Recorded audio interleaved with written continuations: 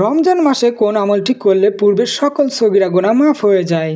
কেবল সারাদিন না খেয়ে থাকলে, ইফতারিতে অনেক মানুষকে খাওয়ালে, ঈমান ও সওয়াবের আশায় রোজা রাখলে, রমজান মাসে নতুন পোশাক কিনলে? উত্তর: ঈমান ও সওয়াবের আশায় রোজা রাখলে।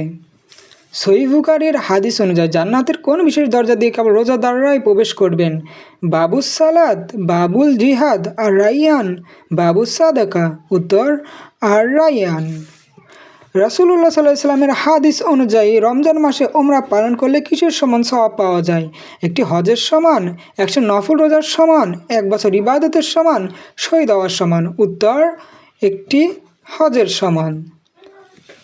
ভুলবশত কিছু খেয়ে ফেললে বা পান করলে রোজার বিধান কি? রোজা ভেঙে যাবে, পরে কাজা করতে হবে, রোজা ভাঙবে না পূর্ণ করতে হবে, কাফারা দিতে হবে? উত্তর: রোজা ভাঙবে না পূর্ণ করতে হবে। লাইলাতুল কদর রমজানের কোন রাতগুলোতে খুঁজতে বলা হয়েছে?